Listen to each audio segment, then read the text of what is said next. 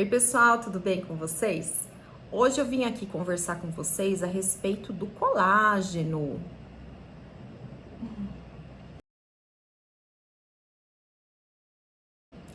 O colágeno, ele vai muito além da sustentação da nossa pele, você sabia?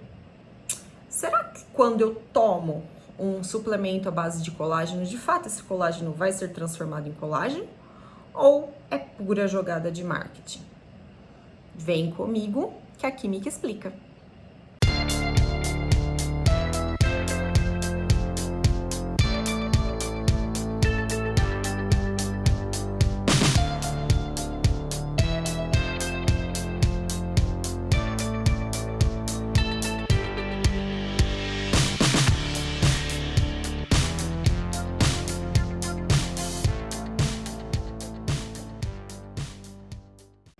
Bom, então vamos lá. Para a gente entender esse processo da digestão do colágeno, primeiro a gente tem que entender o que é o colágeno, certo? Então, o colágeno é uma proteína estrutural encontrada aí na nossa pele, nos nossos ossos, nos tendões, nas articulações, né? E como toda proteína, do ponto de vista químico, toda proteína é formada pela junção de aminoácidos, né? No caso do colágeno, a gente classifica essa proteína como uma proteína de baixo valor nutricional. O que é isso? Essa classificação, ela aparece quando a gente tem na estrutura das proteínas, né, ou de um tipo de proteína, os aminoácidos do tipo não essenciais. Ou seja, os aminoácidos que fazem parte ali da estrutura do colágeno, eles são aminoácidos que o nosso próprio corpo produz, né? Quais são esses aminoácidos? Então, o colágeno, a gente tem a maior parte deles, né, sendo formado por 4 aminoácidos. Desses 4, os que aparecem mais vezes são 3. Então, quais são esses 4?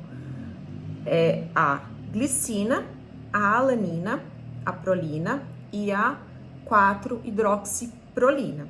Mas existem outros, tá? A gente ainda tem uma quantidade pequena de lisina e de hidroxilisina. Mas para que vocês tenham noção, né, é muito difícil a gente encontrar algum autor que fala sobre esses últimos 2, né? Então, a maior parte é formada aí pela glicina, alanina, prolina, hidroxiprolina. Mais especificamente pela junção de glicina, prolina e 4-hidroxiprolina. Quando eu tenho a junção desses 3 aminoácidos, né, eu vou ter o que a gente chama de tripeptídeo, né? Então, cada 3 unidades dessa formam um tripeptídeo. Tripeptídeo, gente, é um trava-língua essa aula, hein? Vocês vão ver que tem muitas palavras que são difíceis de serem pronunciadas. Então, o que vai acontecer? Vamos imaginar que cada tripeptídeo seja um clips, tá? Eu vou pegar aqui um clips para conseguir explicar para vocês de maneira mais legal. Então, ó, cada 3 pecinhas daquela vai gerar um tripeptídeo. Isso aqui é um tripeptídeo. Aí eu venho e vou fazendo várias ligações entre vários tripeptídeos. E vou fazendo. Ó, tá vendo? Tá crescendo, né? A minha molécula tá ficando maior. Tá vendo? A gente fala, né, que as proteínas são polímeros naturais. E vai ficando grandona, tá? Então, beleza, várias unidades dessa, com algumas alaninas aí, né, aparecendo. E aqueles 2 outros aminoácidos que eu citei, eles vão dar origem lá ao colágeno, que na verdade não é tão retinho assim, tem uma curvatura, ele é meio que helicoidal também. Depois eu vou colocar o desenho aqui para que vocês entendam melhor, tá? Então, o que vai acontecer? Quando eu vou ingerir esse colágeno, a primeira parte da digestão vai acontecer no nosso estômago. Como que isso ocorre? Ocorre pela ação de uma enzima chamada pepsina. Da onde que vem essa pepsina? A pepsina, ela é a forma ativa do pepsinogênio, tá? Esse pepsinogênio, ele só vai conseguir ficar na forma ativa da pepsina quando ele entra em contato com um pH ácido, em torno de 2 e 3. Por que eu tô chamando atenção para isso? Se o pH do meu estômago não estiver nessa faixa, eu não vou conseguir fazer essa primeira degradação, né? Então, imagina assim, ó, tava aquele monte de clips. Imagina que aqui eu tenho o colágeno, né? A estrutura do colágeno. 20% vai sofrer o processo de digestão no estômago. Então, imagina assim, ó, 20% começa a se separar. Então, fica na forma ali daquele quebra-cabeça que eu mostrei pra vocês, tá? Então, imagina aquelas 3 peças unidas, certo? Então, se o pH não tá legal, eu não vou conseguir fazer essa desmontagem, tá? Estranho falar desmontagem, né? Mas é uma desmontagem. Eu não vou conseguir desmontar isso aqui. E aí a gente chama atenção porque se eu não consigo fazer essa primeira degradação do colágeno, todas as outras proteínas vão ter o processo de digestão também prejudicadas. Então é comum algumas pessoas que sofrem de um quadro chamado hipocloridria, que é quando a gente tem a quantidade de ácido clorídrico diminuída, sofrerem após realizarem uma refeição contendo proteínas, né? Por quê? Porque se eu não consigo degradar o colágeno, as outras também vão ser prejudicadas. Então tem aquela sensação, né? Fica empachado, o estômago pesado, né? Então tem que tomar cuidado com as medicações aí que inibem a bomba de prótons, tá? Mas é claro que quem vai verificar se essa medicação é necessária ou não é o médico, tá? Então é sempre legal que de tempos em tempos o médico reavalie a real necessidade desse paciente continuar ou não utilizando essa classe de medicação, tá? Então, beleza, tava tudo certo, eu consegui fazer com que 20% lá do meu colágeno começasse a desmontar, e os outros 80%, o que acontece? Cerca de 80% que ficou ali vai sofrer o processo de digestão no intestino, não vai ser no estômago. Como que isso acontece? Então, isso vai acontecer, primeiro, sob ação das enzimas pancreáticas, onde eu vou ter também uma desmontagem. Então, imagina assim, eu vou desmontar o meu colágeno naquele grupinho de 3 em 3, né, que são os tripeptídeos. E aí, nas microvilosidades do intestino e no citosol dos enterócitos, né, que são as células intestinais, a gente tem a presença de uma outra enzima chamada peptidase. Então, o que a peptidase faz?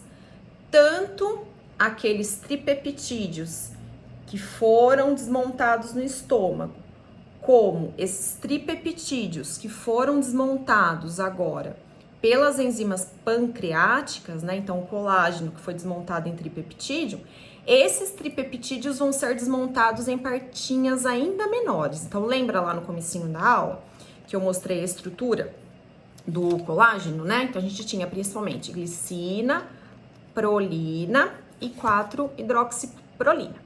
Então, pela ação dessas peptidases presentes nas microvilosidades do intestino e também no citosol dos enterócitos, eu vou desmontar isso aqui em aminoácidos. Então, eles vão ficar todos separadinhos, tá? Depois que eles estão separadinhos, assim, né, bonitinho, esses aminoácidos, eles vão ir para a corrente sanguínea. Então, 99% lá da estrutura da proteína vai para a corrente sanguínea na forma de aminoácidos, né? Os 1% restante, eles vão acabar indo na forma de dipeptídeo, né? Mais comum dipeptídeo até do que tripeptídeo, mas às vezes também vai em frações maiores, tá? Bom, aí beleza, formou aminoácido. O que vai acontecer?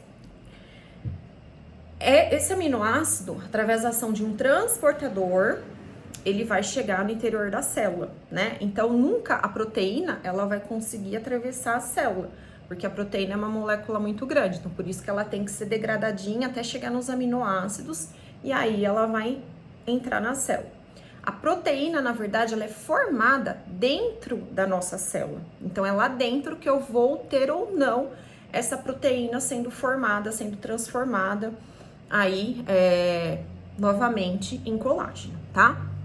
Como que isso ocorre? Isso ocorre a partir do nosso material genético.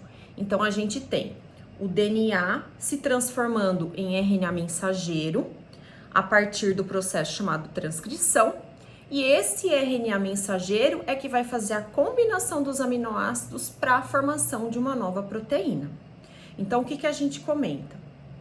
É garantia que se eu tomar o colágeno, esse colágeno vai ser transformado novamente em colágeno? Não, mas a gente precisa ter alguns cofatores, né, vamos chamar assim, para que a gente garanta que possa ter essa fabricação de colágeno novamente. Então, primeira coisa, a gente precisa ter uma dieta com uma quantidade de proteína adequada, porque senão, o que vai acontecer? O nosso corpo, as nossas células são super inteligentes, né? Por incrível que pareça, né, pessoal? A gente fala assim, nossa, negócio que a gente nem enxerga, como que tem essa inteligência toda? Pois bem, mas tem. Se a gente tá com a falta de alguma proteína que tem uma função muito mais específica, muito mais urgente, a nossa célula não vai mandar fazer colágeno, ela vai mandar fazer aquela proteína que tá faltando.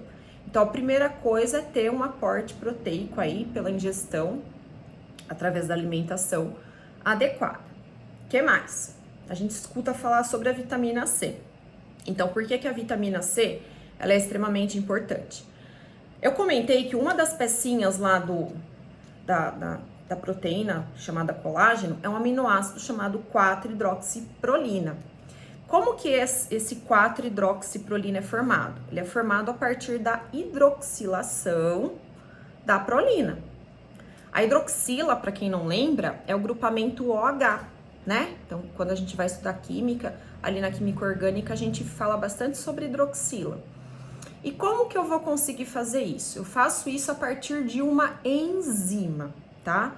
Então, é uma enzima que vai fazer com que a prolina se converta em 4-hidroxiprolina. De uma maneira geral, a gente acaba falando assim, ó. Se eu não tiver a vitamina C, eu não consigo converter uma na outra, tá? Mas por que que isso não ocorre? A impressão que dá é que vai vir um OH do nada e vai se juntar aqui e tá tudo certo, né? Ou que a vitamina C vai entrar em algum lugar da estrutura do colágeno, e não é isso, tá? A importância da vitamina C é justamente nessa enzima que vai fazer essa conversão, tá? Essa enzima, ela tem a presença de íons ferro, né? Em alguns sítios dela.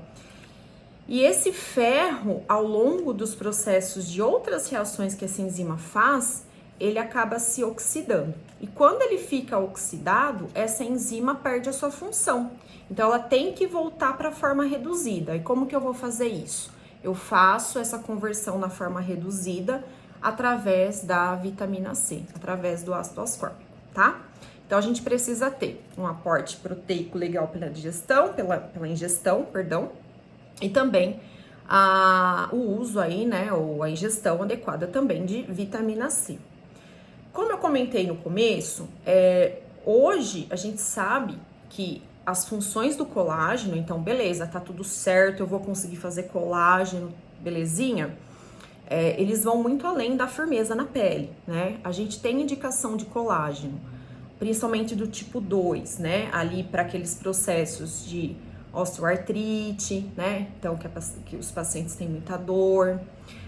E do colágeno tipo 1 e tipo 3, que seria um colágeno mais sistêmico, para a parte realmente ali, né, da pele, enfim. Outras indicações atuais do colágeno são em relação ao intestino, então, para reduzir a permeabilidade, né? E também ele é tido aí na literatura também em tratamentos de úlceras gástricas, né? É algo muito promissor. E também em quadros de hipertensão arterial, porque ele parece fazer um relaxamento ali das artérias, né? Então, ele inibe a ação das tensinas da vida sobre a parede das artérias e consegue fazer esse relaxamento.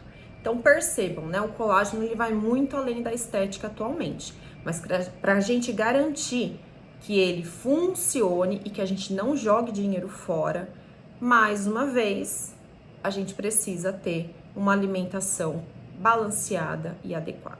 Então, para isso, converse com o seu nutricionista. Eu vou ficando por aqui, espero ter ajudado e que vocês passem a enxergar o colágeno com outros olhos. Um abraço, tchau, tchau!